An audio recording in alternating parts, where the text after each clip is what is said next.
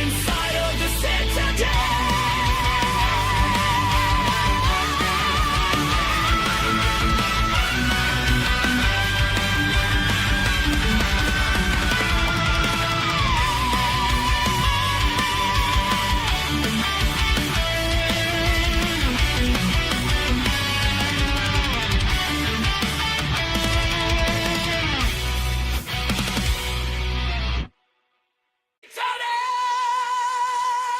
Citadel! Citadel! Citadel!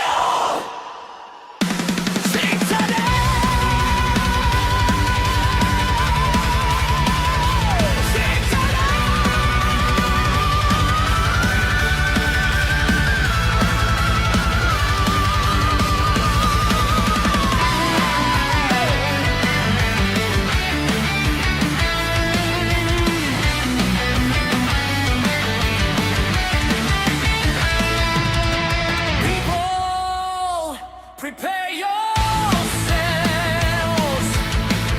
It's time to get to the Citadel.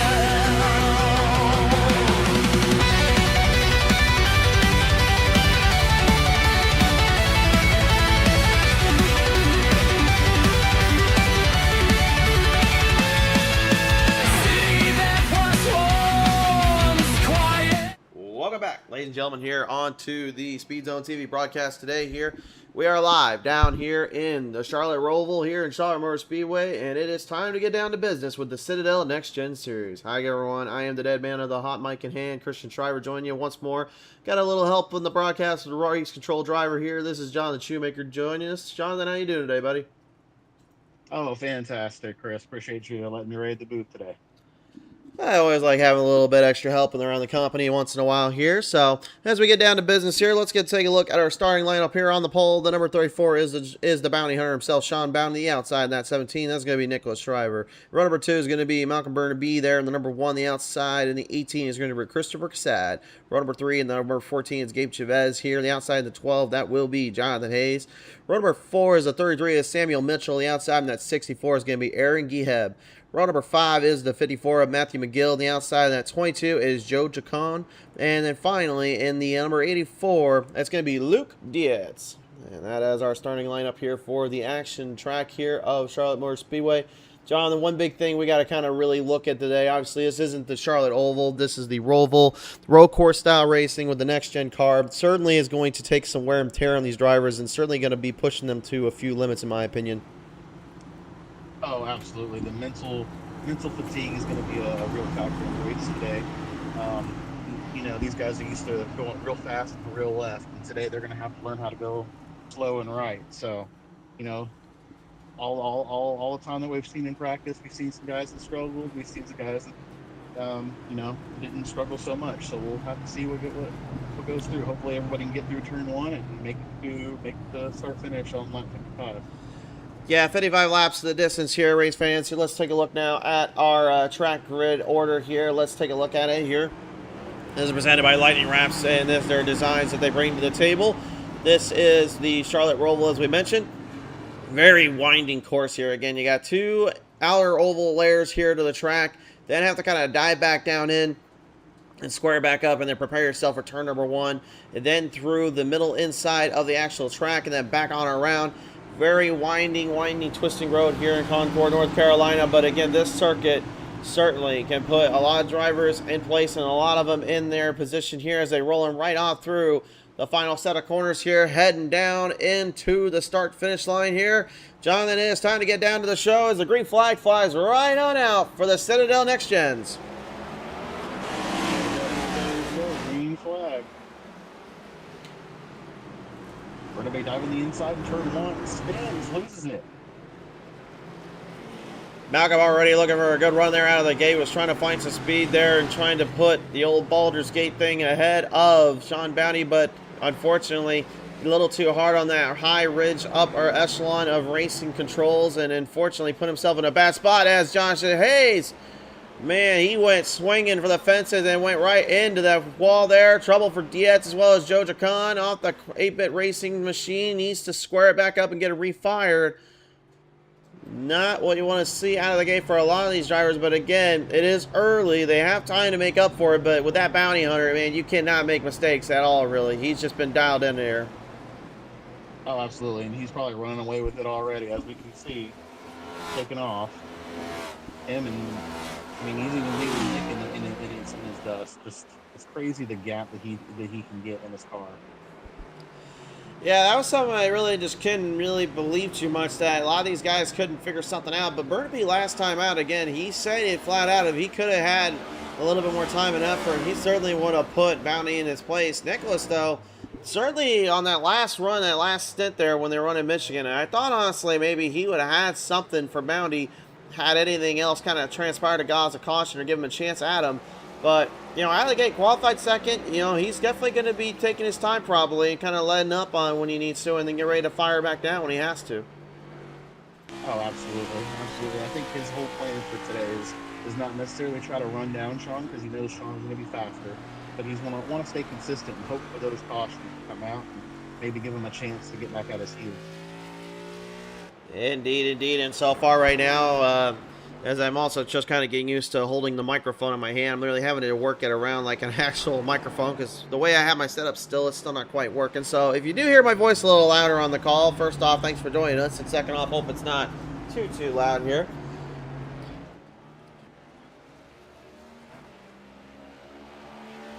I have to adjust my camera here a little bit so I can see more of the whole track.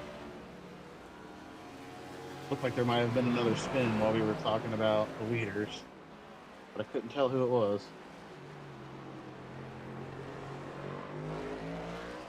Looked like it was Luke Dietz down there that got into another tail whip and a spin. We'll see if we can get a look at it on the Speed Zone TV instant replay, brought to you in part by the Dead Man's Hit List down here. See right here, let's take a look at it. Yeah, it's going on the inside of the track, and once again, the same spot that we saw Jacon as well as Dietz there. Yeah, Josh there. Joshua Hayes, and slammed right up on that wall protection. Dietz just catching a nice bit of it there, but thankfully he was able to recover nicely and get himself squared back up as we now focus on the number 33 of Samuel Mitchell, heading up right up to the battle with Aaron Geheb in that 64. Aaron Geheb, he's been having some issues at this track. He's had issues in practice. Plenty of times you've seen him come having trouble with the last chicane, the last couple of turns there, coming across, coming to start finish, and then again with turn one, just locking the brakes up and going plowing straight head first to the wall. Yeah, I mean, that wall protection, too, it has no give again. It may look like it has a lot of give because it's tires down there. I'll tell you right now, having seen drivers have to go head-to-head with tire barriers down there, that it does not feel too good when you smash or bash yourself into one of those things. Those things will rock your world a little bit. In this car, oh, as Geheb just gave old Mitchell the old side swipe. That's a sidewinder off that one.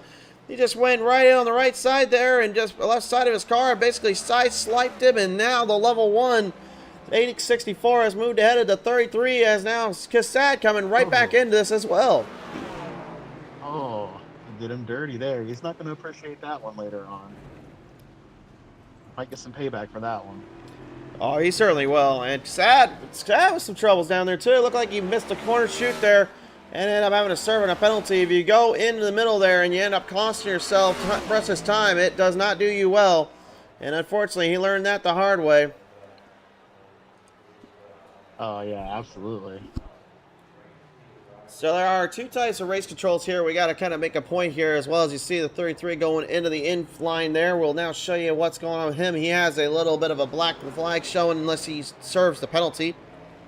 In road course racing, the way iRacing works, as well as most pretty much any kind of racing works, if you try to cut the track or you try to cut into certain areas of the circuit, you will be docked time until you finish serving that penalty by basically slowing up to announce to that time or that limit here. If you do not, then you will be served a black flag down there, and that's one thing that these guys definitely cannot afford or want to be able to deal with here, especially in these kind of circumstances. Oh no, it eats up a bunch of time. Makes you usually slow anywhere from like 3 to 8 seconds. So And that's within like a 30-second time span that it makes you slow that. If it doesn't make you do a drive-through, depending on what your incident limit is at and what the penalty was. And we're going on board here as well right now with the driver of the number 34. We're going to take a whole lap around this track. What I want you to focus on here, race fans, is I want you to take a close look again at the fact that he is not slamming down that throttle. He's basically being almost like an eggshell inside of that pedal, and he is gently lifting on and off, getting in and out of it. Only when he can start to really push it down will he hammer down a little harder. But again, you can see it's only gradual. It may seem like he's slamming it down quickly, but actually he's being very, very cautious considering what gears he's in, how he's maintaining the controls, maintaining the turns, and back onto that throttle rhythm as he now heads into the high bank section here through what would be turn 1 and 2 of the Charlotte Oval. Oh yeah, this car does not like bumps. It does not like being full throttle while you have any kind of steering input. It only likes going fast when you're holding the wheel straight. So if you get on that throttle too early in the turn, you're going to go for a ride. And if you hit some bumps and you're still on the throttle, you're definitely going to go for a ride as well. And going through that bus stop right there, you see how hard Bounty was having to basically go full send down through there. Again, he had to basically go over the turtles there. Yes, those are called turtles that we nicknamed in the world of racing here. It's because it's basically like running over a turtle shell. And once you hit over those bumps and those ridges of that turtle shell, man, that thing will get annoyed and it will get upset. But if you stay clear of letting it run through the paces and dictate it through the run, it will hold up just fine. That's exactly what you saw there as Bounty getting things finished up. Looks like there's problems down there once again for Dietz, and it looks like he might have all but called it a night here. Let's see what exactly transpired here. Aaron Gehab actually, I think he hopped the curb and took him out. Taking our look at it real quick here. Yeah, same corner again. This is what we were talking about earlier, Shoemaker. I think, honestly, that corner is catching a lot of these guys off balance because, again, they're trying so hard to run it harder and trying to get more speed around there. And, yeah, like you said, Gehab, oh, man, he got some serious hang time jumping right off into the 84, and Dietz at that point was like, you know, I'm done. Into his bumper. Yep, just ate his lunch, and he called it a day. These drivers do have 3 fast repairs, but maybe he's just hanging it up. Yeah, at that point, honestly, I think at this point, the way the race is going, the way that situation is, like, there's 2 ways to look at it. It's either keep going and fight or just admit that, honestly, it's just not your day today. And yeah, he took a nasty dinger there off that corner, and that was a tough break there for him. I don't think Gehab intentionally meant to do that to him, but you got to think in the back of your mind, like, well, you pull that stunt on me, when am I going to get my little revenge at you for next time? Yeah, exactly. And that revenge might be at a super speedway when you're going 190 miles an hour. And Joshua Hayes right now in the number 12 here. A little bit of problems down there off the final end of the corner of the Charlotte Oval turn 1 and 2. Looks like this is technically turn number 9, I guess, is what I'm seeing from Charlotte. And then there's turn 10 that they roll through. At least Charlotte was nice enough to mark down which numbers are which so I can get a better idea. I just realized something here, Shoemaker. Oh, sorry, go ahead. Go ahead. No, I was gonna say, like, if you notice, like, something down the bus stop, like, when you watch these guys, like, head to that 7, 6, 5, 4, 3, 2, 1 lane there, at the very end of that thing, I don't know if Charlotte was just wanting to have a little fun, but there is an poop emoji chicane entry there off that lane there that they have. I'll give them credit where credit's due. That's hilarious, but at the same time, you can't help but think that might be a little bit of kind of just keeping things interesting at the same time, poking fun at the drivers if they don't make that corner now. Yeah, for sure, because they are definitely, some of them are definitely struggling with that corner. It's a tough one. Looks like our old Aaron Gehab is just being the wrecking ball through the field today. Yeah, honestly, he's not making any friends out there. No, he's not. Honestly, I'm kind of worried for him a little bit. You know, he qualified 8th and he's still in 8th, but I mean, you know, thing is he going to end up trying pulling that with Bounty if he gets around to him? Because, I mean, if I'm Bounty, I don't know, I probably wouldn't be too thrilled with him at this point. absolutely not. Yeah, I'd be trying to keep my distance from him if I was Bounty and hoping he spins himself or takes himself out of the race. Well, the funny thing is, when I put a bounty on Sean Bounty, honestly, I wasn't intending for him to basically all of a sudden kind of get himself into a bad spotlight or a bad situation. If anything, it was more or less just to kind of show how tough of a driver he is, as we now display a new graphic we've been working on here for the broadcast. Again, he qualified first and staying in first right now. But one thing that really kind of makes it more interesting to me is just the mere fact that he's been able to hold up that power and hold up that drive and keep things under control as he is residing in Los Angeles, California today. Honestly, it's been pretty impressive here so far to see that the old bounty hunter has been able to drive this far out and this far and wide, and yet just pretty much put everybody in the tail whip in a distance and making sure everyone is on full blast, knowing that he wants nothing more than to get another victory in today. Yeah, absolutely. And as you can see, just his dominance, the next driver closest behind him in second place is 17 seconds behind, 18 seconds behind him. Actually, that's about 20 seconds on my end, my good sir. 20 seconds, even bigger. Even bigger of a gap. So he's just running away with it. So as long as there's no cautions, really, this is his race. Speaking of cautions on the track, no caution here for the number 12 here of Hayes. Once again, we got to go take a look at the Speed Zone TV Instant Replay, brought to you in part by Dead Man's Hit List. We'll see what happened here. Looks like unfortunately came down in the corner there and came right through the basically the final set of turns. And right there you see, overdrove it, tried to straighten it up and steer it around. That rear differential suspension, though, did not let him steer that thing around very well. And at that point, he was already in trouble.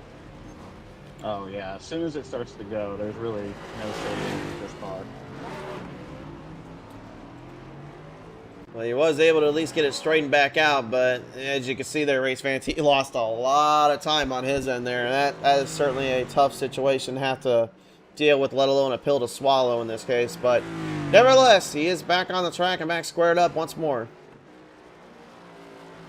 Yeah, but the way things are looking today, as long as he can keep it on track and cross that start-finish at the end, you know, it looks like he'll get a top 10. Be in some points. And honestly, that's the biggest thing you want right now. Just want to get points on the docket, get yourself a little further into those series. Again, got to be a lot going on here and a lot really at stake and a lot really at pressure-wise for all that's worth and everything here. Absolutely, and it's still early in the season. You know, this is only week 3, week 4. So we've still got a lot of racing ahead of us, and you know that cut line is still going to change a lot, I think, by the end of the season. Oh, definitely. I mean, the biggest thing really, again, that I've always told drivers, and I've told, you know, people in general, it's like, when you get on iRacing, you can't treat it like a video game anymore. You basically got to treat it more as if, like, it is truly a simulation of real life, and, like, what would you do in real life? Because if you're going to try and do things that you wouldn't do in there, then forget it. Like, it's not worth the trouble. It's not worth, you know, the cost of literally having to just go out and buy, like, these PCs and this kind of stuff and all the equipment you need for the cars, let alone buying the cars and the tracks. Like, it's a whole other world when you're going into this hobby, but if you treat it with respect and you treat it well, you're running into a good set of guys out here, you know, like I said, with this league, a good set of guys I know very well, and they'll literally teach you the ropes and have a little fun with you along the way, and that's exactly what we've been getting here as Giheb. I'm not sure if getting kind of a little bit of Racing God's karma justice on him, but he ended up in the bus stop turn there. Today, Chris. Yeah, I mean, I'm not trying to say anything bad at him. Like I said, I respect Guillaume quite a bit. I like what he does out of the track, but man, when you got to call a spade, he got that bus stop corner, and it looked like almost just got sent around way too hard, more than he was expecting here. Yeah, he's looks like he's almost trying to see how many times he could bounce the car rather than keep it on the track. Trying to get us to add a new whoa section just for him. Yeah, look at that. Was that him again? I think I might have. No, I think it was actually Josh. That was Josh Hayes. Josh Hayes. He's having a tough one today too. Can't help but feel bad for the guy that literally is qualified in 8th today here, and now, or excuse me, 6th today, and now it's falling back into 10th in disarray. And well, I guess we'll have to put the replay back up again. We will show the replay as much as we can because when the action is going, we'll show what we can get. But at the moment, unless somebody decides to go ahead and find the boost kit that apparently Sound Bounty is using, I think right now he's pretty much going to be trying to lock this one up. But yeah, that was a nasty little wreck there that the 12 there Hayes went through. He came flying down off the corner number 4 of the oval here, and man, that thing just went sliding into the inside barriers. I'm glad he was able to refire and, you know, get that thing squared up. But that car right now, well, let's just say that looks like what probably my Gullet looks like after I've had too many firecracker candy bars there. Yeah, it definitely did not look good. It probably didn't feel good for him too. He's gonna feel that one tomorrow. So right now, currently, as we look through our timing sheets here, Sean Bounty about 22 seconds ahead here of Nicholas Shriver as well as Malcolm Burnaby here. Let's now take a look at the time deltas here. This is presented in part by Lightning Wraps. And now I want to take a look at this here because you can see Bounty for the course of 7, 8, and 9. Each time he was out there, he had put up a full 2 seconds or 1 second on the circuit and pretty much put everybody and their mother behind bars, and no one was able to really figure out how to kind of take him down from that spot. Now that kind of brings me into the point of, can he keep doing that, and can he keep putting these guys, you know, in a very tough situation, a very tough deal? Because again, that's what they want. That's what he wants, and that's what I believe a lot of these drivers are just trying so hard to avoid. But man, right now he is just absolutely kicking it down there. Yeah, he's always told me since I've met Sean that road courses are his strength. You know, he feels confident and strong on road courses and enjoys doing them. So obviously you can see that in his performance today. The other thing you have to start thinking about is I think this is going to be at least a 2-stop race. These guys are going to have to stop for fuel at least twice during this session. So that's going to start playing into it. When is he going to stop, and is that going to cost him any time? And are these guys going to be able to figure out a strategy to get back through him, or this lap traffic going to slow him down to a point that these guys are going to be able to catch up to him? Let's take a look at the replay once more here. There's a big pass that was made here coming off the final corners here, and it looked like Burnaby finally finding something here that he's been looking for. And look at the brake rotors on these things, man. They are absolutely cooking and burning down there. Nicholas having to serve that penalty there for cutting through the track, and Burnaby just absolutely laying no time on him there. He laid to waste and took the claim to fame. That's how Nicholas Shriver's going to have to try to figure out how to get back up there to Burnaby. Honestly, though, like looking at it right now, Burnaby is probably the closest we have right now to Sean Bounty's speed, but the problem is, unless he gets another chance at him with a caution or anything like that, I just don't see Bounty end up giving him enough time or chances here. He can pretty much, at this point, take it a little bit easier and kind of take it a little bit more stride, and he'd be just fine. Yeah, I don't see him being able to close this gap unless we have, like you said, a caution come out and bunch us back up. I just don't see him being able to make up that much time on Sean, even with pit stops, but I just don't really see it happening for him, unfortunately. Yeah, right now, like the biggest thing here is we're seeing again is just the fact that Burnaby does have a lot of speed down there, and he certainly is using it to his advantage, but I got to believe right now he has just kind of hit himself on the head, realizing that that first lap, that first corner, pretty much all but cost him precious and valuable time. And here right now, currently sitting at second. He started in third here, folks. And he's trying everything he can to try to get anything back on Bounty. But again, that 25-second gap there, it's hard pill to swallow, especially with that damage on the front end too, the one. So I got to believe he's got something. But does he have time to get to him? That's going to be the big question here. Well, luckily, we still got a lot of laps. We got 42 laps left in this race, so he does have time, and that's a lot of time for something bad to happen to somebody and spin out and cause a caution. So there's always possibilities. I want to ask you about this too here, Shoemaker. Like you and I, we both raced on road courses. We both have got victories here. I've got you know, only like one Charlotte Oval. Oh, no, let's take that back. I got 3 Charlotte Oval wins here with just running the street stocks, of course, and that's more like a plate race here. But, I mean, road course wise, I've actually had more success with the Roval in terms of the big oval, the mini, as well as the other kind of Rovals here that they have.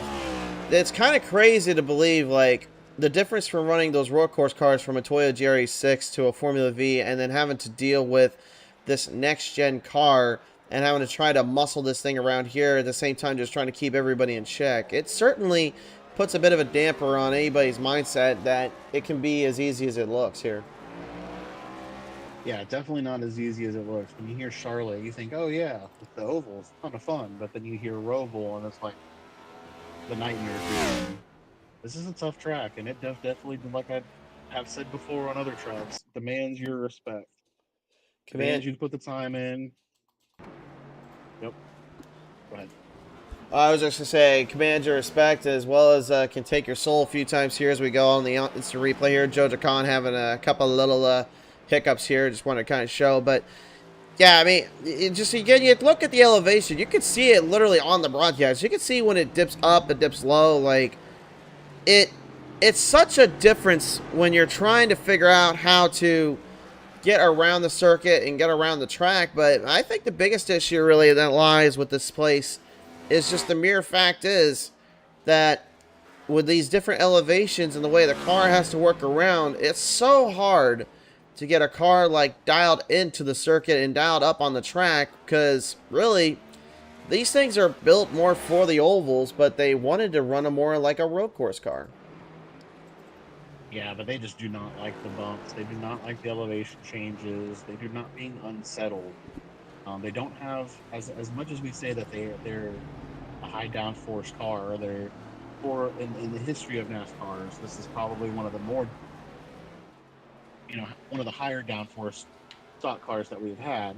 But it just doesn't have the downforce, the mechanical grip to be able to handle this kind of racing. Unfortunately, it makes for fun times, but it's tough for these guys out here. Well, one thing I want to ask you real quick too is that, like, what in your mind, your opinion, like, what do you think would be better? Like, I got my thoughts on this one here, but is it better to have a stock car driver run in a road course car like what NASCAR try to get with this next gen, or is it better to just have a stock car driver running a stock car on literally the road courses and stuff? To be honest, I'm not sure.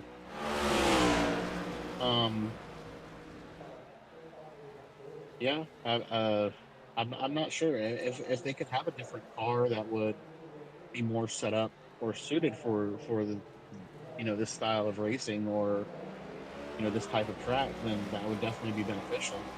But I mean, I think there are guys that can be successful in like a stock car as well. So I think either way, it just comes down to learning how to control the car that you're in, and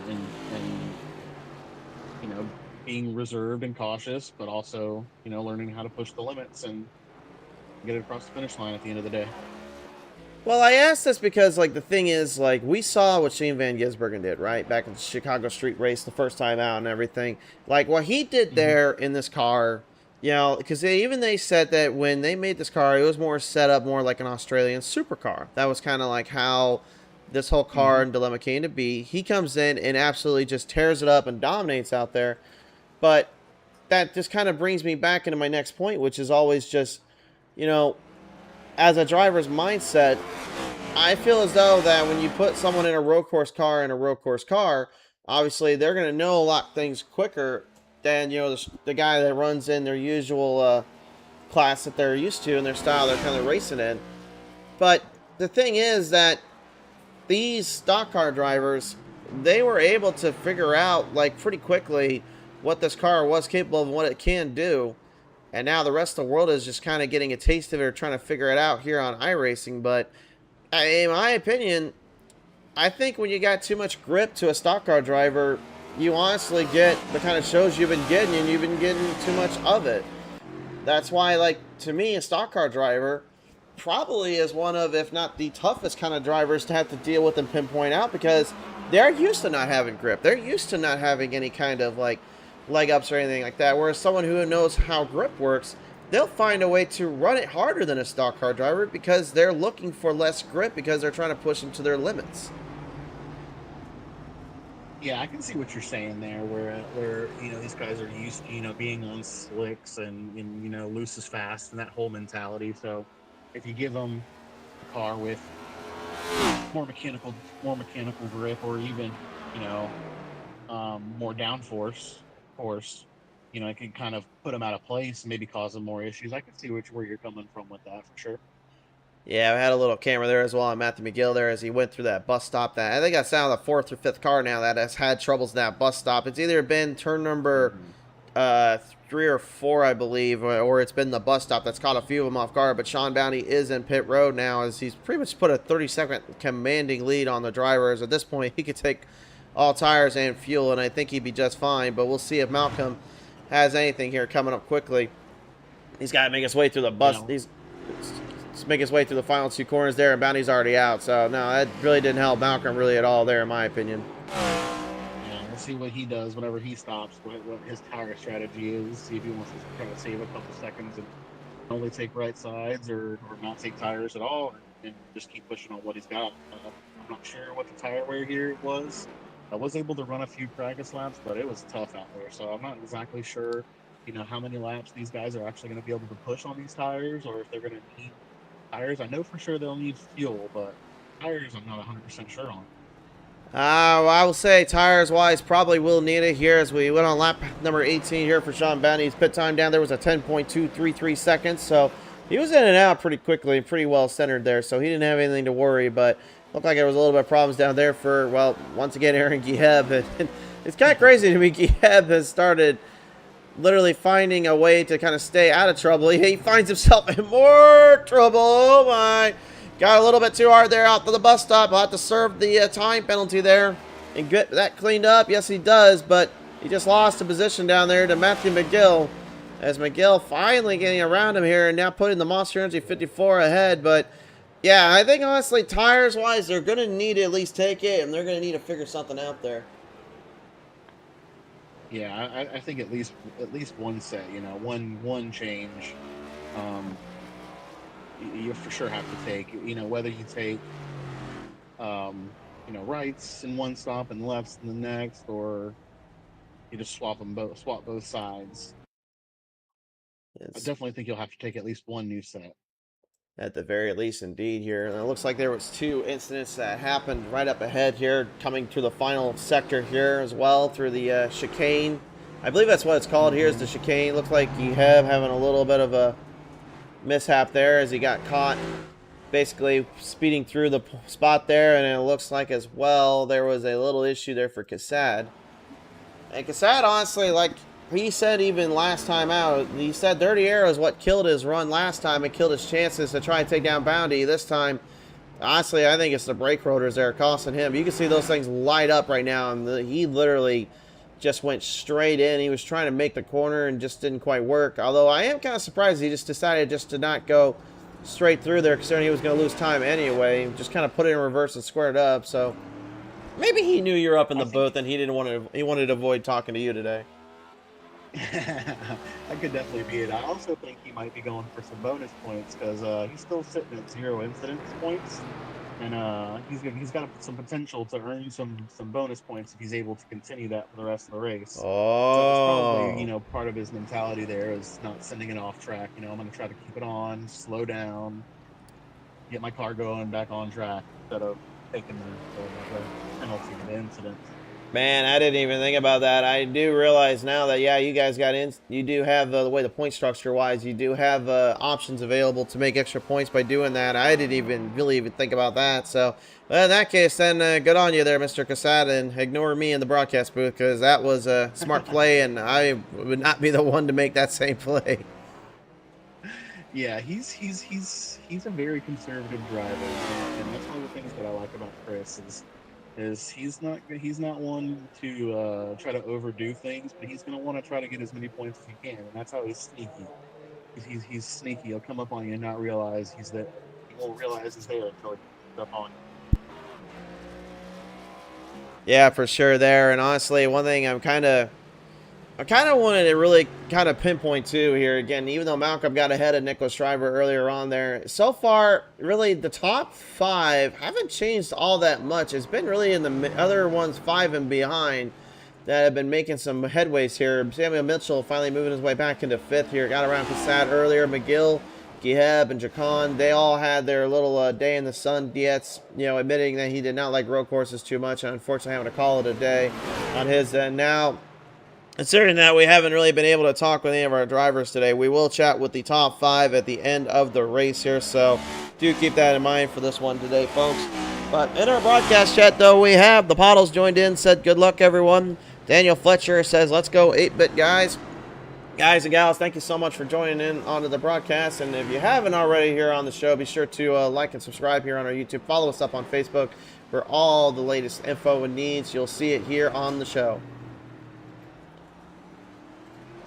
Yeah, guys, and if anybody's interested in driving or helping out with race control or any of the sort, you know, feel free to reach out and get our Discord link and hop in. We can get you in the cockpit. We got a couple new series coming out soon, so getting ready to continue to try to grow and expand. So come join us and have some fun. That's it. It's a pretty good group of drivers in there, so certainly worth a look. And honestly, too, we're still trying to find a way to knock the old bounty hunter off his little pistol, if you will. Oh yeah, if anybody's got anything for him, definitely join up. I think we're going to go take another look at him here on our onboard camera here with Mr. Bounty. Again, you can see lap times wise. The crazy thing about this here too, folks, is again, his fastest was a 123, but notice that his last lap was a 125. Now, to you or me here, Shoemaker, that seems a little slow considering he lost 2 seconds, but let's keep this in mind.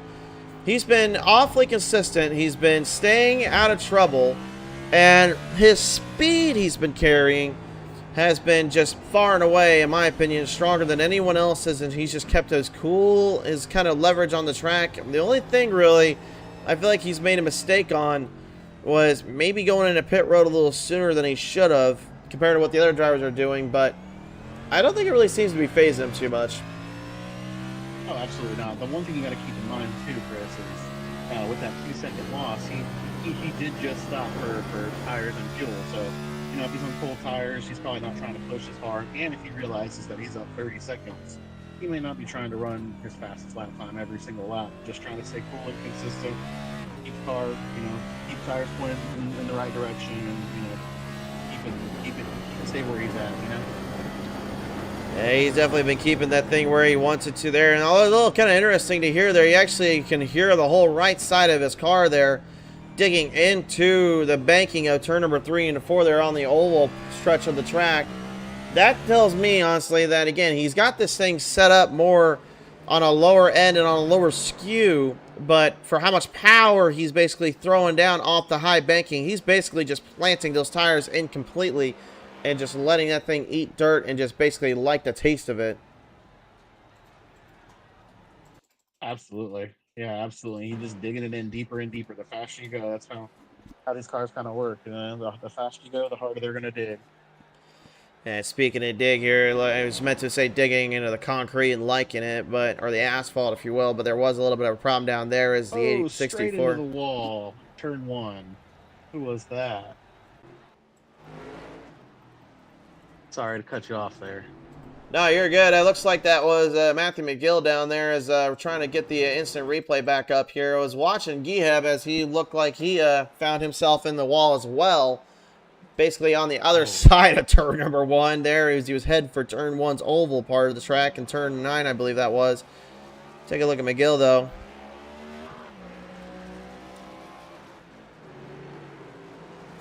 That's almost reminiscent. Oh, man, he slammed it hard. Yeah, that whole front nose is destroyed. Yeah.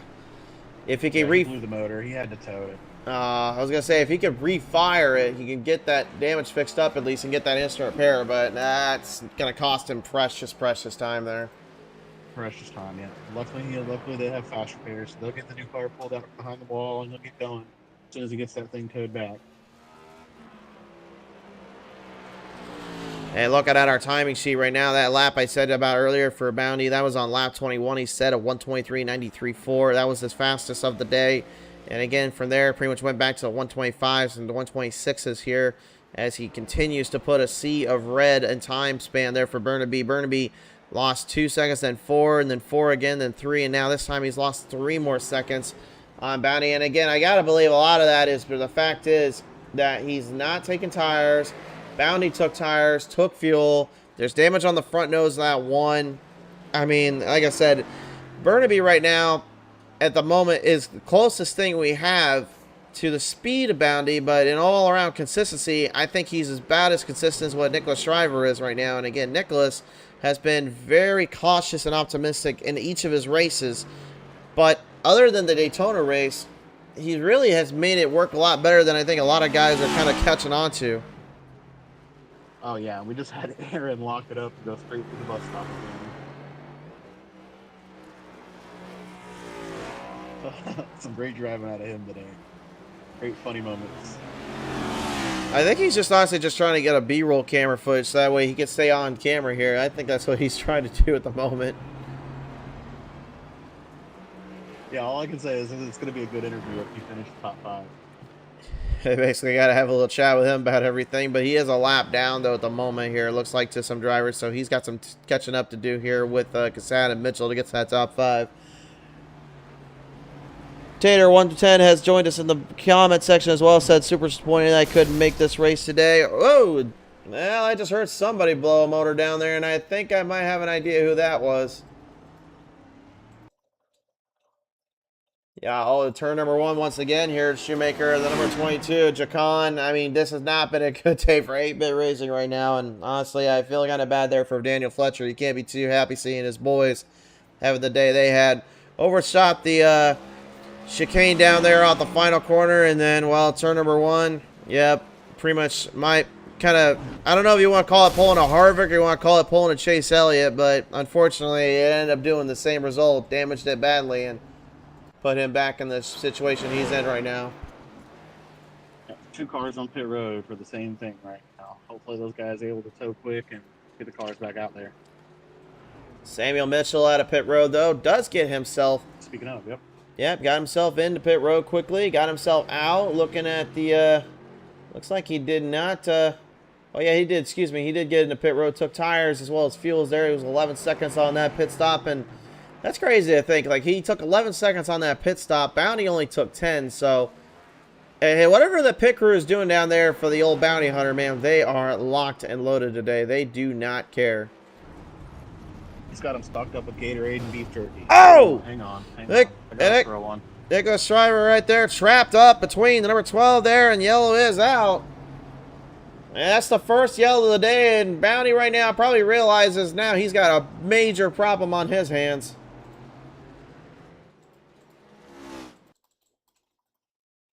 First yellow of the day here. Shoemaker, talk me through this one. You had to be down there race control in this one.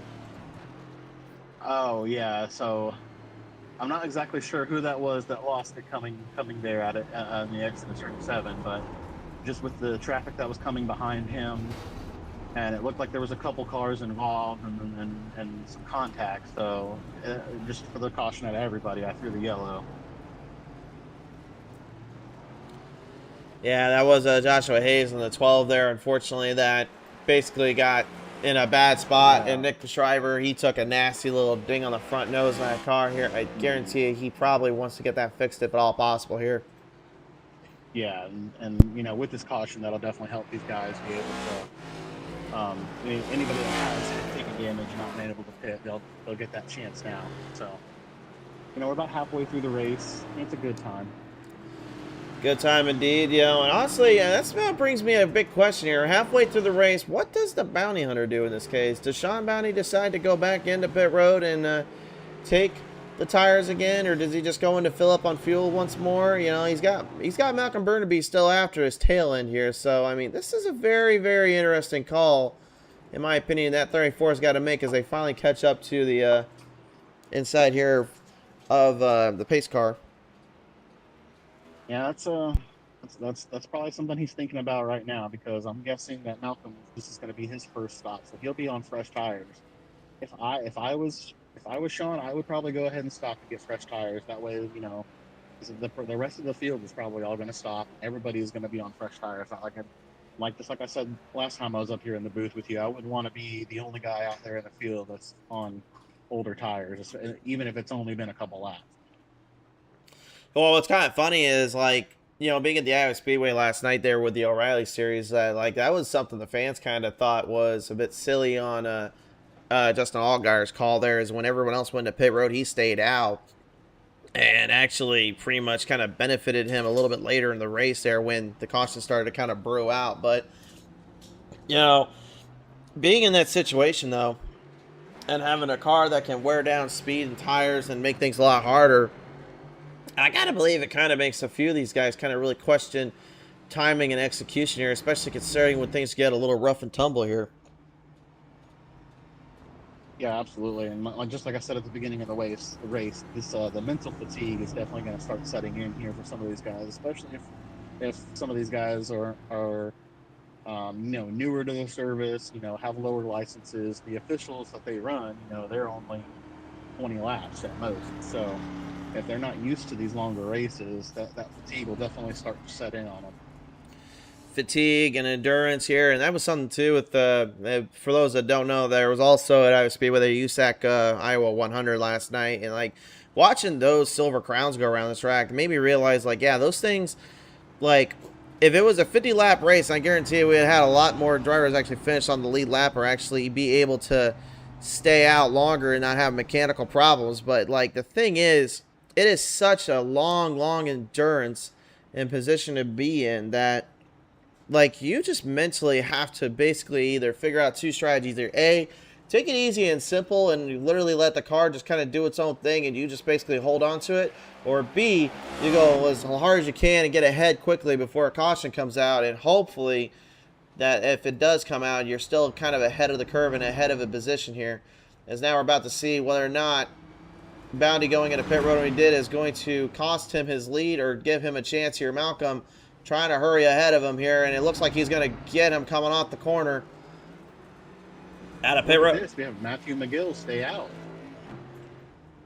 Yeah, Matthew did stay out there. You did. That's correct. But I will say this. He is 3 laps down right now, so he's probably hoping for a bit of a break here, a bit of a chance in this case. Yeah, who is the lucky dog on this go-around? I'm not too sure on that one. I'll have to let Chris Cassad, or did somebody already get a lap? I'm not sure there, to be honest. I can't quite see there in this case.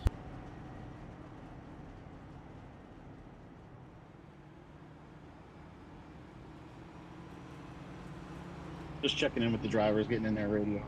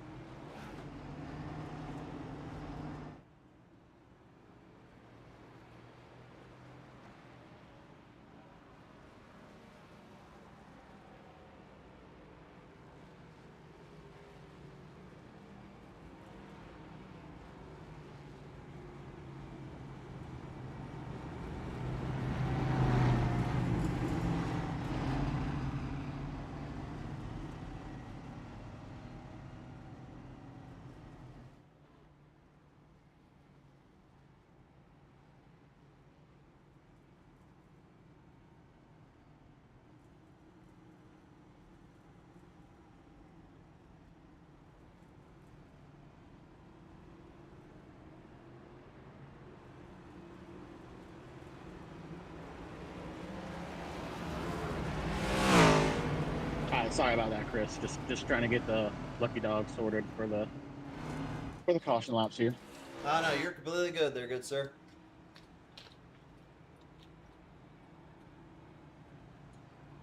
But it looks like, going back to that, Chris Cassad is going to be our lucky dog. Just gave him the wave around the pace car, so he'll be hauling butt, kicking rocks to get around, back around to the pace car.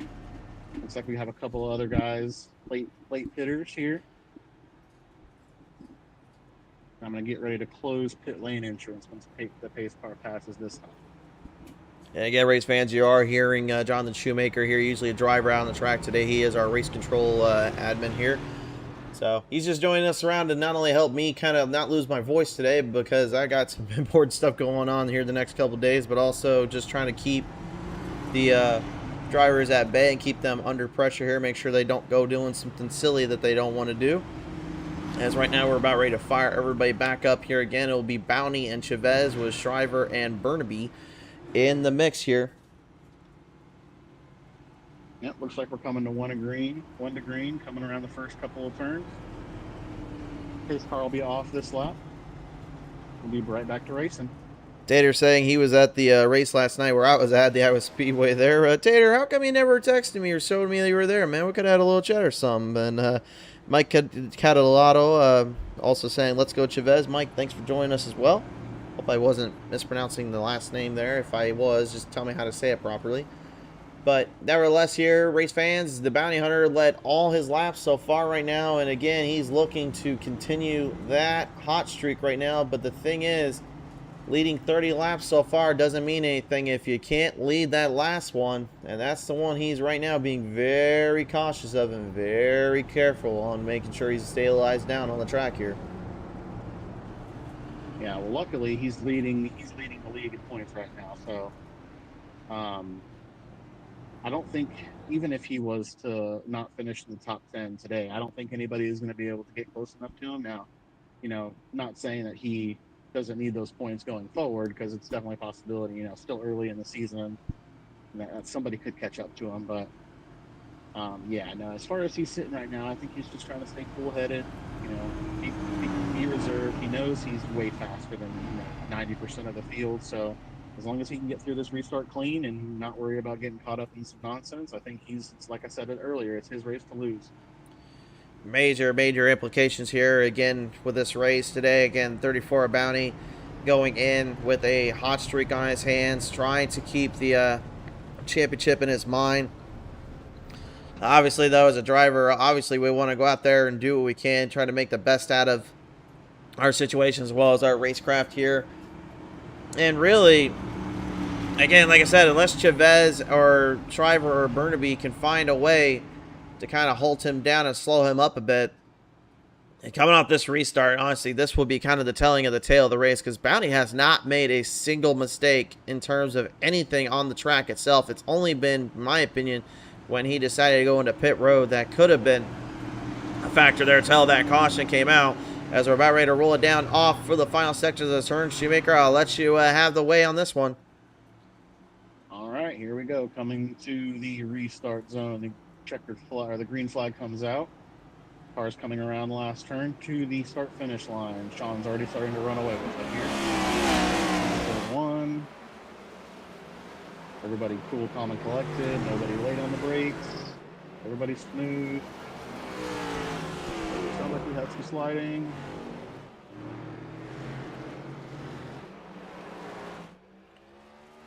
All in all, good restart. Good to go. We're here racing. Back racing. And Miguel having some problems there off the, looks like the entrance there from the final set of corners down the, kind of the essence of the bus stop, if you will. But it's a chicane that slows up the drivers so they don't go flying through on turn 1 and 2 into this big treacherous turn number 1 there. And right out of the gate, in the back of Josh, number 12, Josh Hayes. Whoa, and he's way all over there. Whoa. You know, something you have to think about is on these restarts is they're getting all mixed up with this lap traffic. Josh Hayes is how many laps down? 4 laps down. He's getting caught up in these. We're really trying to have to figure out how to work around it. Yeah, right now, Burnaby, if I'm him right now, honestly, the only thing I'm thinking is just how much more trouble and pressure do I have to be put into today just for the fact that I've been running as hard as I have been and doing what I can. You know, he started 4th today started 4th, 3rd, now currently in 4th, and just been absolutely pressured with just whatever you can think of and anything else in that situation. And Cassad now trying to make some good use of his mistakes, trying to take control of this one from him. Joshua Hayes now, well, man, he's just not had a good day out here today. And that, of all things, should kind of tell you how his day has been. Yeah, absolutely. At least he's still trying to push. He's still trying to figure the car out. But he's just having a tough one. Him and Aaron are just having a hard one out here today. And right now, into the second battle for second here. We do have a battle going on. It's Gabe Chavez here, having a little bit of a hard look at the number 17 right behind him here. Chavez trying to do everything he can to kind of keep him at bay here, but Driver is right in the mix and right on the hunt. Yeah, and this is one of our newcomer guys, Gabe Chavez. You know, he hasn't really done a whole lot. We haven't really seen his name a whole lot in the standings and the leaderboards, but he's definitely showing us something here today. A caution definitely helped him pull something together here. Got to have a little bit of a fix-up here from my comment section as well. Mike saying it's a cattle dough. That's how I say it, but he can just say Mike. Well, Mike, I'll just want to make sure at least I say it right. So Mike Cattle Dough again joining us here today. As you saw Chavez there, he had a little bit of a problem there off that bus stop there, and that bus stop just gave old Shriver the chance he wanted. Oh, but he misses the corner off the chicane. He'll definitely have to slow down there. He'll get the black flag for that one. Have to cost him some more precious time. But I was just going back to Gabe Chavez. I think we gave him a little bit of commentators bad luck. We were just talking about him, and then he gets almost losing it. Commentators curse, broadcasters, which is broom, if you will. It all depends on how you look at it. Either way, the way I look at it is, end up making a little bit of a mistake, and it cost him dearly there. As now he's trying basically to come back out of this one and back into the fight. You know, got to give Chavez credit where credit's due, though. He qualified 5th today, started 5th, and now making his way into the 3rd spot. I mean, he's fighting hard. He is scratching and clawing for what he can do with it. Absolutely, but hot on his heels, here comes Malcolm. I think Malcolm's going to have the pace on him, so it's only a matter of time before Malcolm tries to figure out his way around him and how he's going to get. Battle of the Fords and the Chevys here. The Logitech Ford, number 14 of Chavez here, up against the Baldur's Gate Chevrolet of Malcolm Burnaby.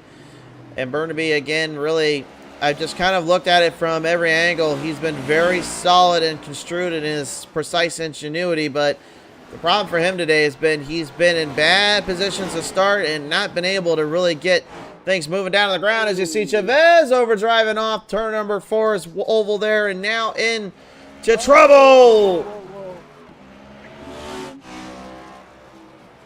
I think we're good. I was hoping he would kind of avoid Samuel Mitchell there, but now Mitchell, well, as if the day couldn't get any harder for him, it found a way to. Yeah, just not being easy on him at all today. Not giving him any breaks. The track's not as if the track wasn't hard enough. Just trying to get around it, but having to deal with other car traffic and not knowing what they're going to do is just a whole other thing to deal with. Speaking of a whole other thing to deal with here, Matthew McGill having a little bit of a problem down there in the inside of the big oval track through the road course section here of the Roval. He ended up this time actually slamming into those tire barriers down there I was saying earlier on, and like I said, those things are unforgiving. As you see, the entire left side of the front tie rod, axle rod, is completely bent in. It is broke. And you can just see again, he is now going to be fighting that thing to pit road. He has to get an instant repair on that thing. Otherwise, they will give him the meatball flag. And honestly, that car will not survive. And he is in pit road now getting that damage fixed up. But, man, that's just been pretty much kind of his day as well as the other guys' day. They've been consistent, or they've been certainly showing like they have something. And the next thing they know, whammo, just finding the worst possible time and area to get put into a bad spot, and just nothing they can do about it. At least he knows his safety equipment works. Yeah, at least the safety equipment's been working all right. Credit to the iRacing gods for making sure that everything has been working properly and that they took care of that stuff down there. No ambulances out here in Charlotte today. No, well, we do have ambulances out there. We just don't need to throw them out there unless we really need to here. That does kind of think of it. Has anyone have any stories in iRacing of having to go to the hospital because of iRacing? Not racing, but from like your wheel or your pedals causing something in your body? Being too high in your wheelbase or like snapping your wrist or something. I could see that for sure. I mean, I'm just saying this. Like, I run a SimMagic Alpha. I run a SimMagic Evo Alpha base. That's 12 new mirrors and torque. And I tell you this, like, I have literally screwed around with a mower that can go speeds well over 60 to 80 miles per hour at their full speed. Oh! And McGill losing it again. Oh, and another person losing it. Who is that? trying to get a look at it. It looked like it was Joshua Hayes down there. Hayes loses it as well, yeah. I swear, Hayes, we are not Damn. doing a hazing, no pun intended on you, buddy, but like it just, if we see it on our end here, we gotta call it out. But we'll go ahead and look at both drivers here and see what the heck I was about to say, I transpired. was actually looking at Matthew McGill, but then I happened to see in the background, past the barricade, Joshua Hayes spin as well. Well, I was trying to say, though, like, to kind of finish out what I was saying there, was like 12 newton meters of torque, even that is just absolutely ridiculous how, like, detailed and stuff you can get, but it's also very hard to really just even put into words. Yeah, like, someone gives you a bump or hits you or anything like that, like, you feel every bit of it if you set it up that way. Or much less a little bump, you know, they go full speed trying to intentionally wreck you, you know. Exactly. And here's one more look at Hayes here. Yeah, right there. He just came off the inside of the corner there. Looked like, I think it's turn number 4 or 5 there. And yeah, he just slipped it out. Thankfully, he didn't suffer any damage. Looks like the car is A-okay to continue on. But at this point, either Hayes is basically just trying to make the highlight reel, or he at this point just wants to find somewhere to hide, because this place is not giving him any breathing room, and it's causing him more headaches than I think he wants it to be.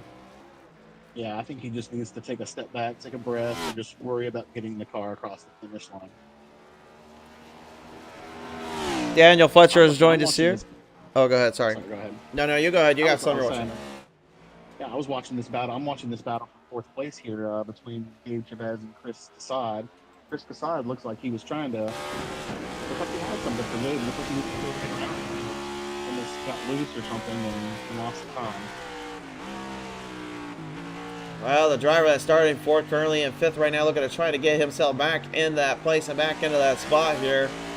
Certainly will do whatever he can to get there to Chavez, but Chavez has a 2-second lead on him. Not that much in terms of a road course standard, but that doesn't mean that Christopher can't find a way to get him off guard here or catch him when he wants to.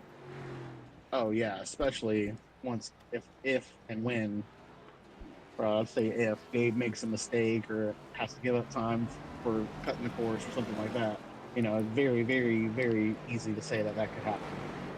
Still have 19 laps left in this race. Still plenty of racing left to happen. Daniel Fletcher had joined us in the comment section as well. I was trying to refer to. He says, yeah, I definitely don't use all of 20 newton meters on my DD1. It can hurt someone. Oh, like I said, if 12 newton meters can hurt, I can only imagine what 20 or anything above that could do to somebody. Yeah, hell, my 6 newton meters can snap on me sometimes. Honestly, like with 6 or 8, I didn't really. Maybe it's just because, again, guys got to remember something for a second. I'm 6'1" and I weigh about 200 and plus odd pounds. Like, my arms are built to basically lift like refrigerators and dryers and stuff, and even I have like a hard time like holding on to 12 newton meters of torque at its fullest.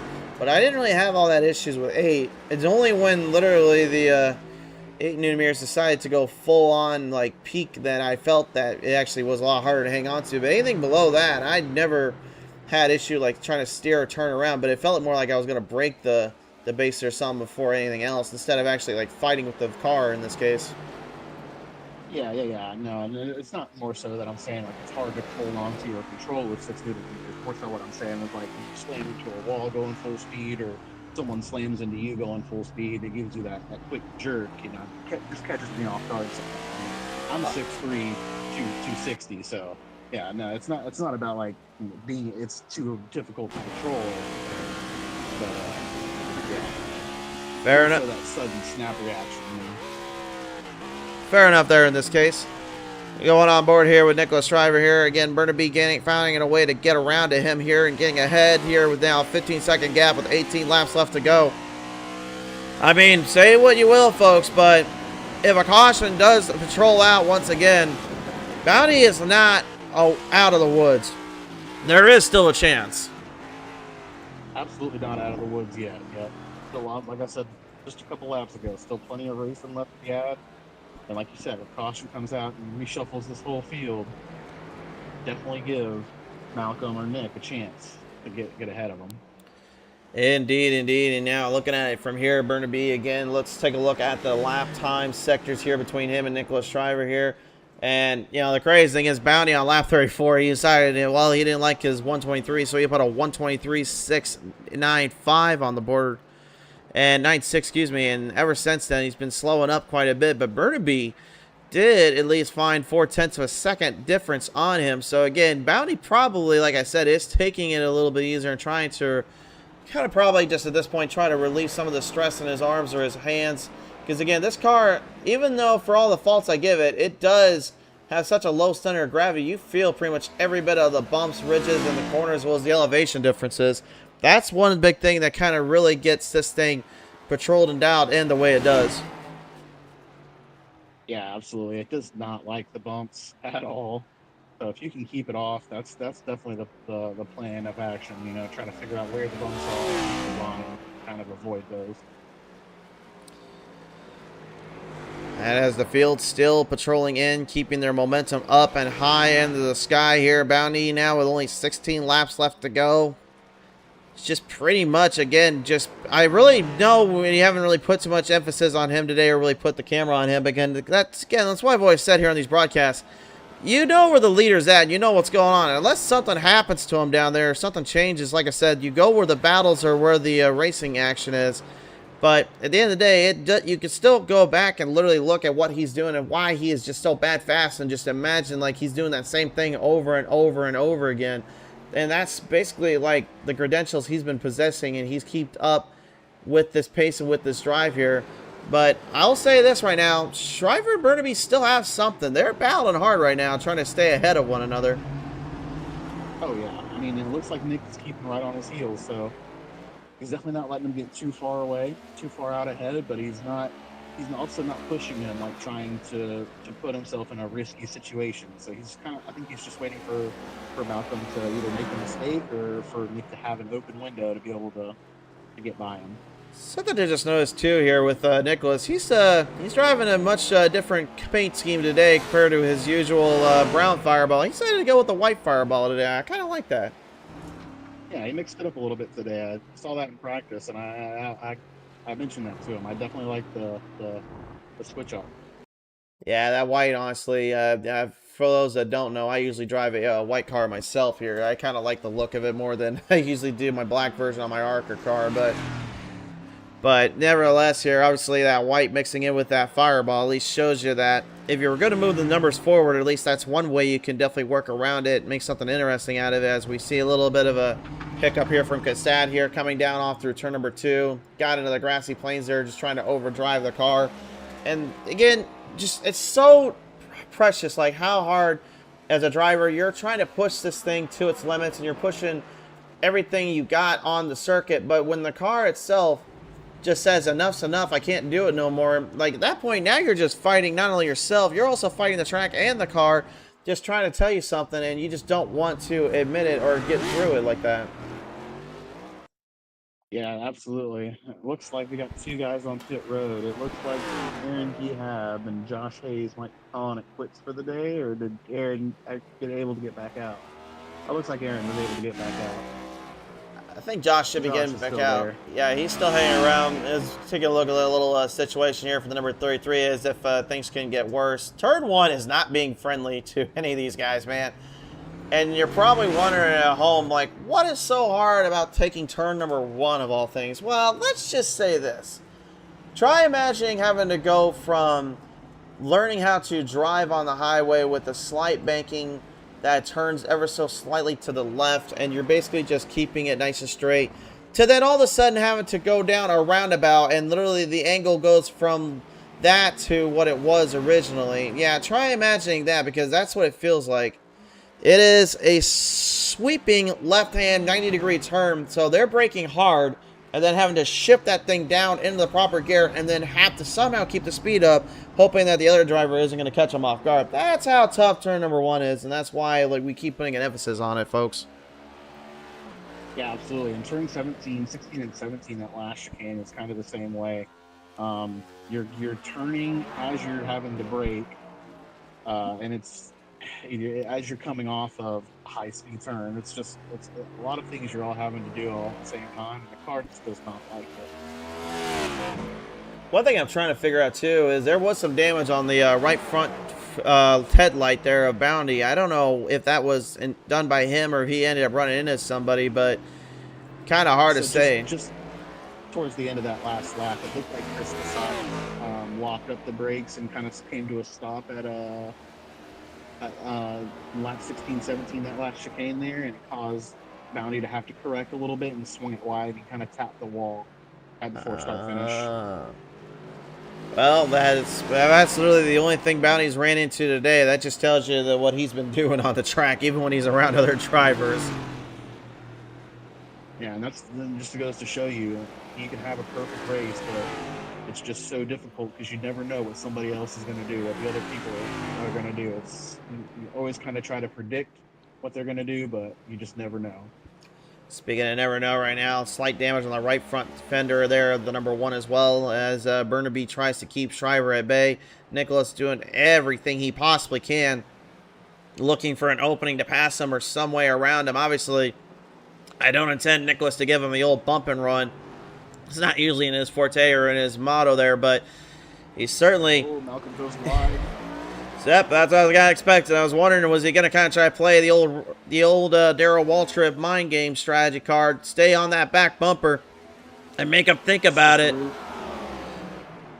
Yeah, he switched to Roo. Oh! Malcolm right on the brakes, locks him up. Yeah, he locked them things up quickly. You saw the tire smoke. Eric Yeb is in the middle there. Shriver gone and out. And Aaron just straight cuts the bus stop, goes straight through the painted area. I mean, at that point, I don't think you have anything left to lose at that point, though. Oh, for sure. No, I would have done the same thing, but that was chaos. That was awesome. Go to the Speed Zone TV Instant Replay, brought to you in part by Lightning Rounds here. Take a look at this one, folks. This was just pandemonium. We're going to go from the first corner cross that Shriver had made there on Burnaby. And from there, well, let's just say absolute insanity, to say the least. Look at this. Here's the first corner. This is where Malcolm, you just talked about it again, Shoemaker. He went way wide there, made that move. And as soon as he went way wide, he was trying to build that speed back up and use the outside perimeter of the track to build speed to get for the corner. But Shriver, with the presence of mind, basically keeping his speed up, having to work around Giheb. And Malcolm, again, didn't tag Shriver, but Shriver, because he was locking his brakes up true, trying to avoid it, he gets airborne, launches into the wall, slams into it. Giheb is like, I'm just going to avoid it completely. He's already... There was a little bit of contact there. Sorry to cut you off, Chris, but I think there was a little bit of contact there between Malcolm and Nick. Let's see if I get a better angle there then. I thought we had a pretty good angle from our drone cam up there, but let's see. If there was, it's the slightest touch, but yeah, to me, that may have been enough. No, not enough to punt him, but it may have been enough to make Shriver overdrive it, because again, he was struggling off that end of the turn and off that end of the corner, and that might have been just enough for him to basically kind of find himself in a bad spot. And Malcolm now... Give him a couple extra. Malcolm made a mistake there in the bus stop as well, and Shriver now jumping right up ahead, but once more, Shriver, he's going to pit road, it looks like. He said he was pitting in on the radio. Well, he certainly caught me off guard with that, because honestly, I thought he was going to have something there with Burnaby. I think he had some damage or something. You want to maybe pull him up, see what he's thinking? Nah, well, we'll leave him alone, because honestly, they got we're going to still bring in the top 5 guys at the end. Okay, copy that.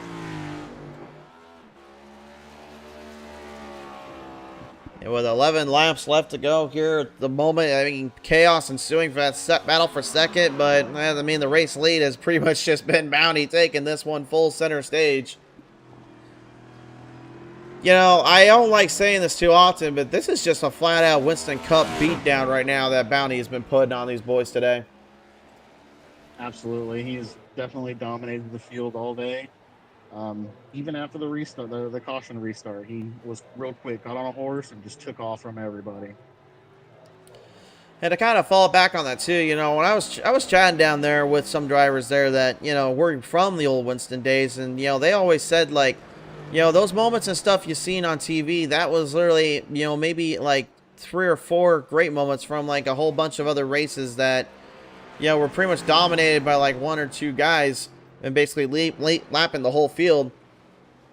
You know, I did kind of make the argument back though at them. I said, if that is the case though, like, how come the drivers that you talk or hear a lot about weren't the leaders, and a lot of them were more the guys that were in the mid-pack duking it out with other drivers, you know? Yeah, absolutely. Yeah. Like, I guess I need to make a little bit more clairvoyant in my point. The leader, we obviously know, they go out there, they win races, they make a statement, right? But to me, the best drivers and the ones that are the best personalities and maybe even superstars in a lot of ways were those that basically were out there, you know, in the midst of the fight, in the midst of the hunt, and sometimes they would be able to get that chance to lead the race or do whatever they want and just let chaos ensue. Like, that to me was why you have so many of these greatest moments and these greatest times that ever were shown and spoken there on the circuits and on the tracks from back then. Yeah, for sure. I can see what you're saying there. Yeah. It definitely adds more to the whole production value, right? Mm-hmm. Having guys that, you know, don't necessarily just run away with the whole thing, but, you know, kind of, you know, there's some fighting involved, and then there's some drama involved in the background. Like, you know, the whole thing, like what F1 did with their Drive to Survive, that was great for their sport. You know, half of it might have been scripted, but, you know, getting people involved or invested in that drama is just like exponentially beneficial for the sport because, you know, like I said, it gets people invested. If you could get you know, those kind of characters, those kind of folks into a world that, you know, obviously is like made for TV and made for, you know, just kind of let them speak their mind, have the excitement, and, you know, have that feeling towards getting that win or getting to be in that position. You know, I get it. There's a lot of folks that would always make the case back about Jimmy Johnson. That was the same thing I had with the, you know, the guy I was talking to. I'm not going to refer to his name, but we'll call him Mr. J. He, you know, he said it. I mean, it's like, you know, Johnson probably is one of, if not the greatest drivers of all time, but because he was vanilla to a lot of people, that was basically the reason he wasn't really worth, you know, doing anything around or trying to market around. But to me, it's like, there's a lot of guys out there that, you know, really didn't talk to the media, didn't really do anything. They just went out and raced. Like, 2 names immediately that always come to my mind right out of the gate. You know, former NASCAR champion driver, the number 71 there back in those days. Oh man, I hate this is what happens here on live TV. Sometimes, folks, you just forget about this. It's Bobby Isaac. Bobby Isaac, like, look him up. Like, he literally is about as nonchalant, doesn't really talk to the media or anyone, but he just went out there and won races, and that was enough for, you know, people to just enjoy. You could say the same thing about Cale Yarborough, old Hickory himself, tough as nails, didn't really talk to the media all that well, but you can't help but respect a guy that just really goes out there and does what he does. You know, I think that's one thing that's just missing. And a lot of times, really, these guys and people out there, they don't try to really show how tough that some of these guys that are coming into the sport, how much some of them are literally putting themselves through and dealing with. And even I'll say for iRacers that, you know, a lot of these drivers and these men and women out there that come out to this stuff, they're probably, if not just as tough as some of the drivers you see on TV these days, because they're having to not only put time and effort in, but they're also still trying to literally mix in a work life as well as, you know, a social life. Yep. And this is not like a full-time job for anybody that I know of. You know, this is a hobby. So, you know, people are putting time out of their week to practice and learn the car, learn the tracks, and invest in their equipment so that they can, you know, have a good time and have fun and be fast. And be fast they have indeed. And, well, once again, like I said here, the 40-second gap now between Burnaby and Bounty just continuing to increase and increase. There's only one little dilemma that Bounty was found in. And honestly, from there, well, he really just hasn't done anything else since then. He's pretty much all but just taking this race. Within 10 laps here, yeah. I mean, as a driver, though, Shoemaker, I got to believe, like, at this point, you're not giving up hope that something crazy could happen, but at this point, you're probably thinking the same thing I would be, which is like, as long as I can hold my position or wherever I can gain more, I would still try my best to try to get up there and gain more, but not try to overdrive the car if I can avoid it. Yeah, absolutely. I'd still try to be, like as fast as I could, but I'm definitely not taking any risks. With lap traffic, I'm not gonna, try to push too hard to get around anybody. He's got a commanding lead. There's no reason for him to try to risk anything this late in the stage and potentially, wreck his day. But one thing I'm kind of really intrigued about, though, again with Bounty, is the fact that he's been running so hard today and running as much as he has, but it almost kind of seems like he's not. But, like, again, because like I showed you guys earlier on when we were watching his onboard camera, he's still hammering down as hard as he needs to and literally being as consistent as he can. He's not taking the track easy or lightly. It's just he's not having to basically hit the throttle down nearly as hard as some other drivers are when they're battling one another. So he basically kind of gets more of a free ride, but it still is costing him precious, valuable, faster lap, faster times, because he's honestly not going for it. He's just trying to look for sheer consistency. And in road courses, that's all you need. It's sheer consistency and sheer power at times. Oh, consistency is key for road courses. If we just look at it this way, his qualifying time. Oh, what happened? Travel down there for the 17. Same corner bus stop for the 17. Is able to refire and get it going back ahead. Chavez is now hoping to try to get some speed back on him. You can see him there in the top left of your screen there. Coming up quick as he's still trying to get further ahead of Cassad and trying to get back to Nicholas Shriver. But yeah, didn't mean to interrupt you there, Shoemaker, but just a terrible little turn that bus stop has been for Nicholas so far. Yeah, it's been tough on everybody. And all of the corners have their challenges here. But that one has been tricky for a lot of people, and we've seen plenty of guys just send it straight through without even trying to make the corner. Just take that penalty, the time penalty, instead of trying to go through it. But as we can see today, it's definitely a tricky corner. Yeah, it's been a tricky corner. It's been catching a lot of folks off guard, and just probably at this point, probably making a whole lot of them just kind of swear and cuss in a few ways inside those helmets, because honestly, I would not be having it with some of these turns today the way it's been. But we're down to the final 5 laps here. The flagman holding up a high five in the air there for Sean Bounty. He is all but just trying to finish this race up and put this thing to bed. Chavez trying to get that Fireball 17. Guys are super excited. There's only 5 laps left. It probably is a good bunch of them, yeah.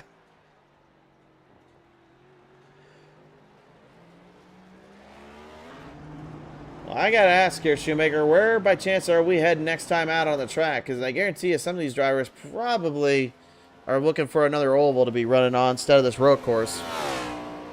Yeah, next week I'm pretty sure we're going back to another oval. We'll be in Nashville next week. The Nashville Super Speedway or the fairgrounds? The Super Speedway, 150 laps. 150 laps, you heard it here. And again, look for us on YouTube for that link here. We'll put it up sometime after this race has concluded. That should be an interesting one, because that's instead of asphalt there, Shoemaker, that's going to be concrete these guys are going to have to deal with. Mm-hmm. Yeah, I know they classify that one as a super speedway, but honestly, to me, I think it's more of an intermediate. Well, I mean, in theory, for Nashville's sake, it technically is their only real big track. But the thing is, like, it's definitely not wide open like Daytona or Talladega. Well, no, but there's honestly, like, let's go look at like what Slinger calls themselves. They're called Slinger Super Speedway. And that's definitely not a super speedway track like Talladega or Daytona. Definitely not. Like, I'm pretty sure I've seen drivers, like, treat that place more like a super speedway in terms of the fights afterwards, but that's about it, so.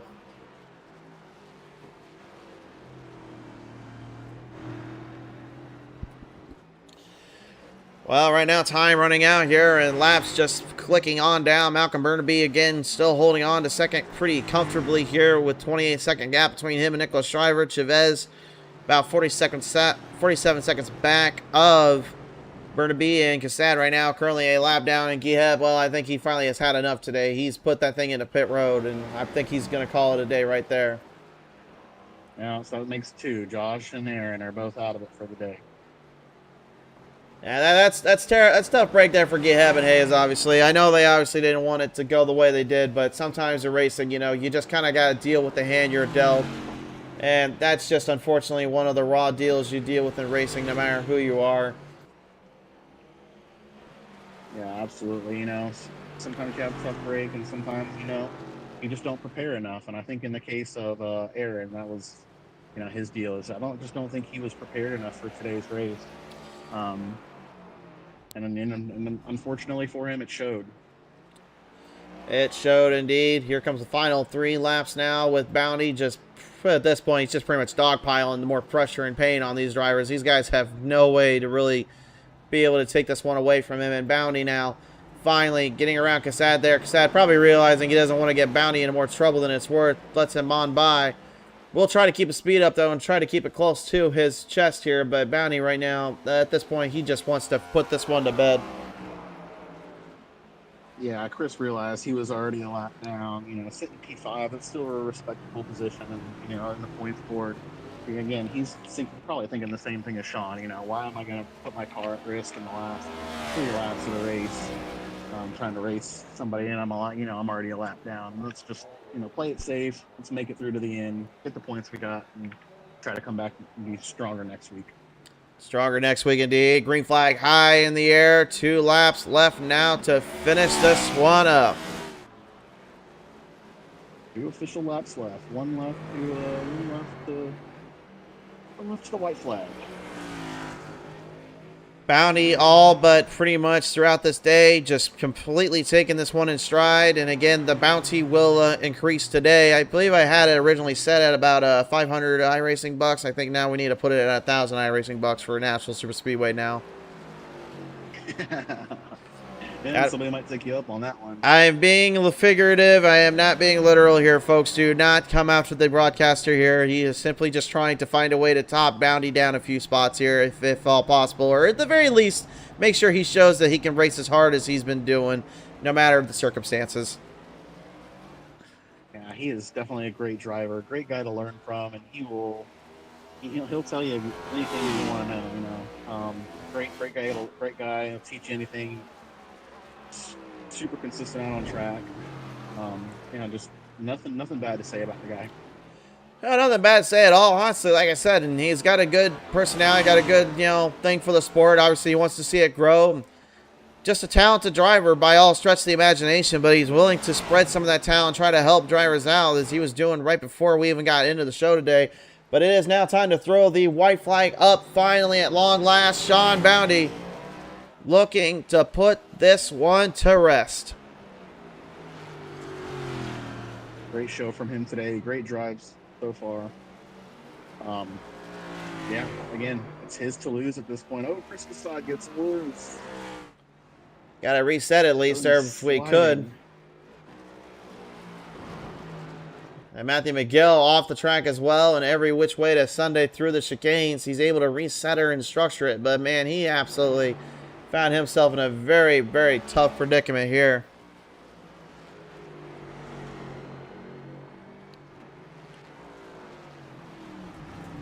I knew it was going to be tough for these guys out here, but I didn't expect more than half the field to not finish finish laps down, not finish on the lead lap.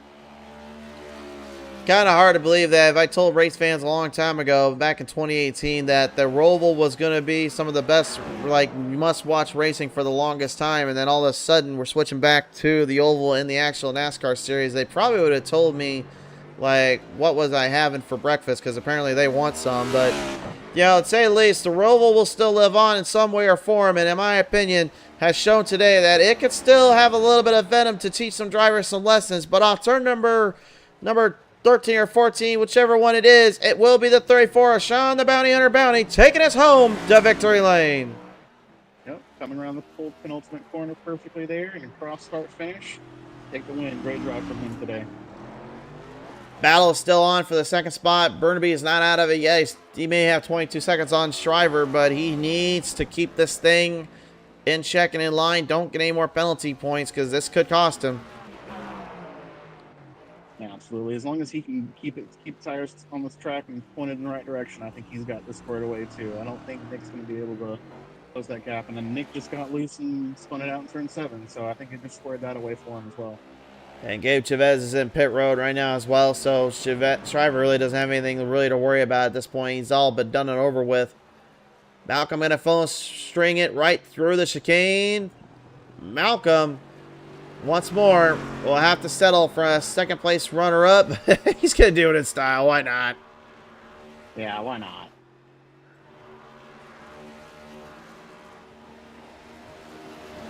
Well, coming off the final leg here, race fans, the number 17, Nicholas Shriver, going to have himself another career good day for him. Catches another podium finish for the 17 team. Fireball in his way into third. Yeah, great drive today from everybody all around, especially the top 5 guys. You know, good job, good showing today. You know, came out and showed out. And sorry about the bad luck for some of these other guys out here, but hopefully we'll have some better results next week. And at the end of the day here, again, he'll take his victory lap around the track here. The Bounty Hunter, Sean Bounty, all but putting this one to rest. Chavez going 4th, and Casab will go 5th. That'll be our top 5 guys to talk with us in the booth in a minute. But there it is, race fans. Your winner tonight, or today in this case, here at the Roval. And celebrating as he always does, with a little bit of burnout action. Oh, he does it in style, too. He certainly is one to watch out for, isn't he? Yeah, for sure. I haven't come across anybody except for maybe Malcolm that can give him a run for his money. And, you know, as we can show today, even on these road courses, it's hard to give him a run for his money. It certainly is here, Shoemaker. Let's take a look now at our race results here, presented in part by the Dead Man's Hit List. And the hit list certainly is growing bigger right now for Bounty as he claims another bounty today. Gets a win here at the Roval. Malcolm Burnaby going 2nd. Nicholas Schreiber going to go 3rd. Gabe Chavez, all around, in my opinion, been pretty much right where he needed to be. Stayed focused and gets himself into 4th. Nicely's done there. Top 5 there for Christopher Cassad. It's always good to see him put up some numbers there. Samuel Mitchell, on and off day. First half, my opinion, thought he was a lot better. In the second half, just absolutely got tormented there with trouble and from that caution. The 54, Matthew McGill, man, just absolute heartbreak for him. He could not get this thing dialed in. Aaron Gieb and Joshua Hayes, if I ever had to say there was 2 guys that probably were on the highlight reel, it'd probably be those 2 guys. And Joe Jacon and Luke Dietz, unfortunately, just having tremendously bad luck throughout, but still finishing at least respectfully where they did. Well, race fans, now it is time to chat with the top 5 guys here today. We bring in our winner today here as he joins us now, race fans. He is the driver of the number 34, Sean the Bounty Hunter Bounty. And Sean, congratulations once again getting it done here and taking a victory on home. This certainly had to have been a very tumultuous and long run you had to deal in terms of that body and conditioning for this one today. You got the right person, Chris. My bad. No, you got Nick. Sorry. No. You need. No, Discord's tripping out too. I was about to say Discord just kind of messed me up there. Sean, I don't know if you even heard anything there. What's that? I guess I'll have to go back through the whole thing again. Sorry to Nick as well. We'll deal with him in a minute. But Sean, congratulations getting it done here to Victory Lane. A very long, tumultuous run you had to endure here today. I got to believe that body of yours right now is just shaking from how much of an endurance you went through. I almost hate to say it. I am ready to go back to bed. It was a very relaxing parade lap, really. It was just a matter of staying focused and backing up my corners. Yeah, not really too much to it. Not much to say, to be honest.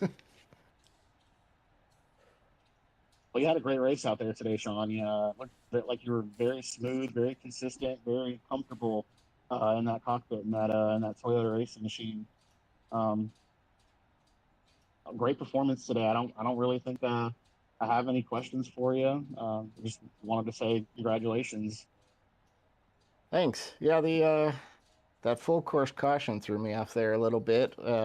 It looked like Malcolm was going for a one-stopper and I was geared to two 18-lap stops. And after the first one, holding the lead, knowing he still had to pit, it was going to be a sure thing. Those starts and restarts are really scary here. So that was the only point in the race where I was looking in the mirror, just kind of worried, because even at the very start, Malcolm got to my inside at turn one and then looped himself around there, and I just Lost it. that could have been easily right into me and any one of the other guys in my mirror. And so I'm just glad we made it through that.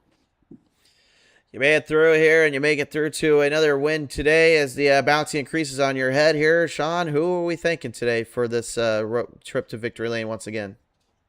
As always, appreciate you guys for broadcasting, and everybody at Citadel for putting this league together. And we're just going to go off and go to the next one and be prepared for that. And yeah, just appreciate being here. For sure there. Well, Sean, congratulations getting it done here today. Very big win for you and your team today. Thank you. Ladies and gentlemen, once more, this time around, actually, it is the bounty hunter, Sean Bounty, taking himself a solid place into Victory Lane. All right, let's make sure that we don't have any more issues here, but I think we should be good now.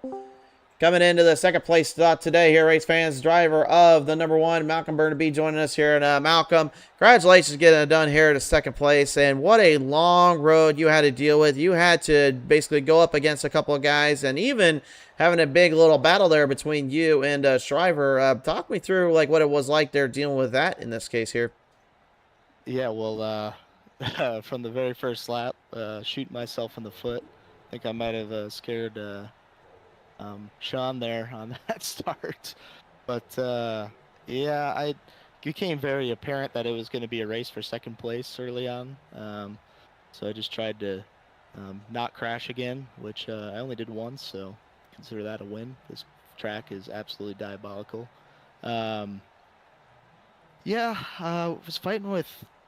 Well, I don't know what happened the first time with Nick, but we were fighting, and then I don't know if he had some issues, but he fell right back. But the caution kind of messed with me a lot because I was on a one-stop strategy, and literally when the caution came out, pit road closed as I was entering the pits, so I had to swerve back out, came all the way back around, went down pit road because I had to. I had no fuel, and it was still closed, so I had to start at the tail end, but was able to make my way back up. And I felt bad for Nick. We had that little scuffle there at the end, and it felt like it was my fault. I don't know if it was. I tried to give him the place back, but then he just went down to pit road. So, yeah, it was oh, man, everything hurts. My wrist hurt. My foot hurts.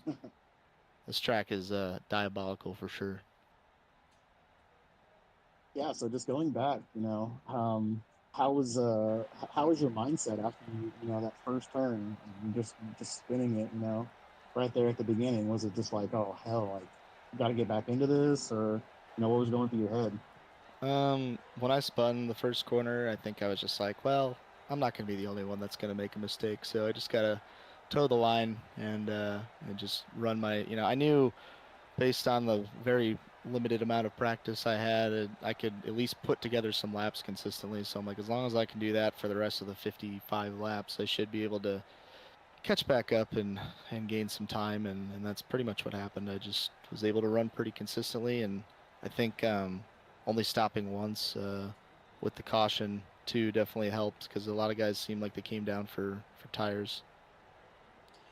Well, at the end of the day, your strategy managing to pull off a nice little podium finish here for the team today. Malcolm, who are we thinking here today for this second place finish?